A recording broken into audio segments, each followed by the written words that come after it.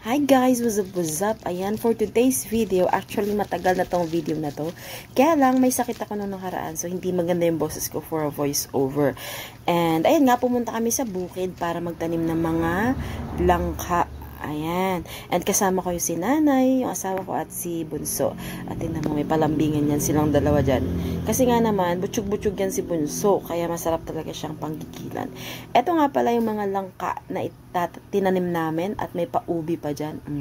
At ayan si Motherhood on the move. Kaya niya tinatransplant yung mga langka. By the way, itong lupang to, hindi po to sa amin. Pinahiram lang po yan ng kaibigan namin na nasa Canada na. And wala namang gumagamit guys. Bakante lang siya. So sabi niya sa asawa ko, gusto mo tamnan mo para mapakinabangan naman yung lupa. At ayun nga, binakod ng asawa ko. Kasi pag hindi mo talaga babakurin guys, naku wala kang pakikinabangan. Kasi maraming baka at kambing sa paligid. And ayun, tinamnan nga ng asawa ko ng mga saging at kung ano-ano pa. Nung nakaraan guys, maulan, marami kaming gulay. Pero ngayon, dahil mainit, so wala muna kaming mga gulay. But still, meron kaming saging. At napapakinabangan talaga namin yon. And ayan nga, hindi ka talaga magugutom kapag nasa bukid ka. Kaya niya, nung ginawa ng nanay ko, may labong and may puso ng saging. So pag uwi namin, meron na kaming ulam. And ang sarap talaga sa pakiramdam guys na nasa bukid ka. Ayan oh, labong, 'di ba? Lalaki.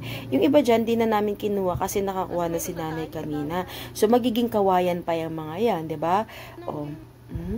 Ayan. So doon pumunta kami dun sa kabilang part ng lupa kasi yung sa kabila yung empty ay sa kapatid nung etong may-ari nitong may saging na. So pinatamnan din nila sa amin kasi nakita nilang maganda na yung lupa nung kapatid nila. So ayan. Minemaintain na lang siya ng asawa ko guys kasi nga ang bilis talagang yumabong ng mga kugon na yan. Ayan yan. Pero yan, buti lang at may grass cutter. So eto nga ginagawa ni Bunso, pinagtitripan niya yung lola niya at aliw na aliw naman yung matanda. Paparampahin niya yan dyan. Ayun. So nice to see guys na yung mga anak ko is malapit din sa nanay ko. May parampa pa ang matanda.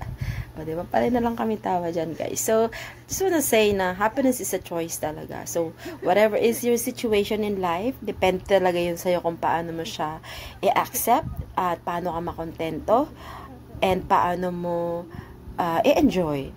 So, doesn't matter kung may konti, wala, marami, ano man ang sitwasyon mo sa buhay, it's up to you kung magiging masaya ka sa sitwasyon mo. So, always just be thankful and be grateful sa mga blessings na binibigay ni Lord. Pera man yan, material man yan, or relationship man yan. Just be thankful kasi happiness is a choice. So, it always comes from within. So, eto nga, nag-enjoy lang kami dyan sa bukid o may pasaya-sayo pa si Mother. And